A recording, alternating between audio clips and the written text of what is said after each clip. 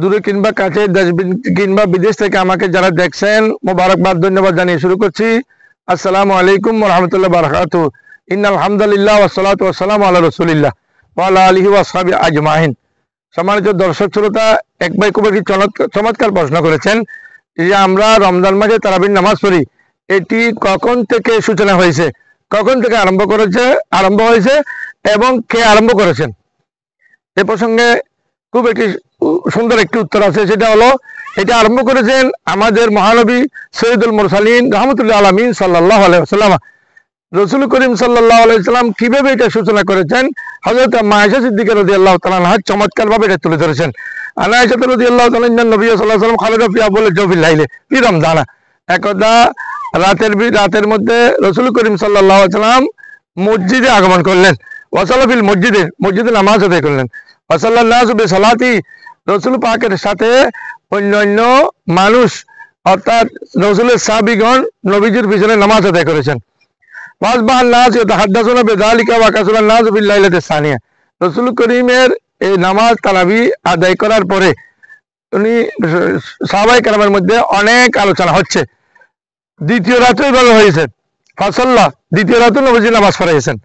ওয়াসাল্লু বিসালাতিহি, দ্বিতীয় রাতে পড়াইছেন এবং সাহাবায়ে কেরাম নবীজির পিছনে নামাজ আদায় করেছেন।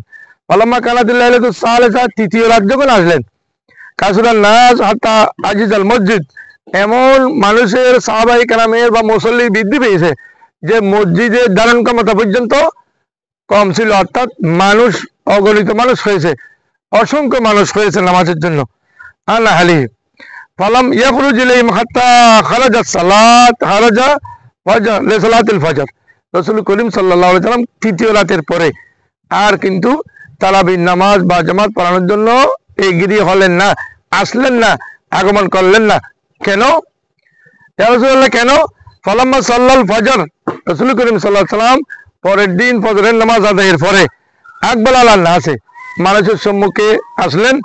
ওয়া ক্বালা ইন্নাহু লাম ইয়াখাফ আলাইয়া শানুকুমুল লাইলা, বললেন সুস্পষ্ট ভাষায় যে তোমরা গতকাল আমাকে যে খুঁজেছো, তোমাদের এই অবস্থা আমার কাছে লুকানো ছিল না, গোপন ছিল না, অর্থাৎ আমি জানি আমাকে খুঁজতেছিলে নামাজ বা জামাতে পড়ার জন্য তারাবির নামাজ।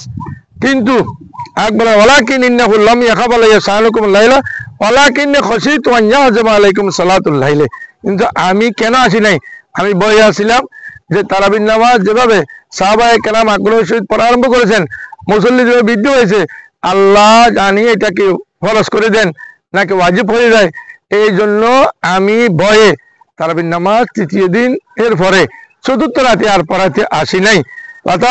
জালিকা, রাসূল করিম সাল্লাল্লাহু আলাইহি ওয়াসাল্লাম ইরশাদ করেছেন যে যদি তারাবির নামাজ ফরজ হয়ে যেত তাহলে তোমরা আদায় করতে পারতে না, তোমরা অক্ষম হয়ে যেতে। সুতরাং রাসূল যে রাহমাতুল্লিল আলামিন, রাসূল যে দয়া করেন, রাসূল যে মানব কল্যাণ করেন, দুনিয়াতেও কল্যাণ করবেন, সাকারাতের বিশালও কল্যাণ করেন এবং পরকালেও কল্যাণ করেন, এই হাদিস হলো তার প্রমাণ। তারাবির নামাজ আজকে ফরজ কিংবা ওয়াজিব হয়ে যেত, রাসূল করিম সাল্লাল্লাহু আলাইহি ওয়াসাল্লাম যদি চতুর্থ রাতে নামাজ আদায় করতেন। অনুরূপভাবে হজের ব্যাপারে এক সাহাবী বর্ণনা করেছেন, যখন আল্লাহ রাসূল বলছেন তোমাদের উপর হজ ফরজ করা হয়েছে, এক সাহাবী বর্ণনা করেছেন 3 বার, আকুল্লা আমিন ইয়া রাসূলুল্লাহ, ইয়া রাসূলুল্লাহ কি প্রত্যেক বছর হজ করতে হবে? এভাবে 3 বার পড়ার পরে রাসূল উত্তর দিলেন লাউ কুলতু নাম লা ওয়াজাবা, আমি যদি এটা প্রত্যেক বছর করতে হবে এই কথাটা যদি আমি বলতাম তাহলে প্রত্যেক বছর হজ ফরজ হিসেবে তোমাদের আদায় করার প্রয়োজন হয়ে যেত। সুতরাং আমি নাম বলি নাই, হ্যাঁ বলি নাই। অনুরূপ তারাবির নামাজের ব্যাপারে রাসূল করিম আমাদের প্রতি দয়া করেছেন। আজকে আমরা 20 রাকাত তারাবি 20 রাকাত পড়ব ইনশাআল্লাহ। রাসূল করিম সাল্লাল্লাহু আলাইহি ওয়াসাল্লাম সর্বপ্রথম তারাবির সূচনা করেছেন। আল্লাহ রাব্বুল আলামিন আমাদেরকে তারাবির নামাজ 20 রাকাত আদায় করে সওয়াব অর্জন করার রমজান মাসে তৌফিক দান করুন, আমিন। ওয়া আখিরু দাওয়ানা।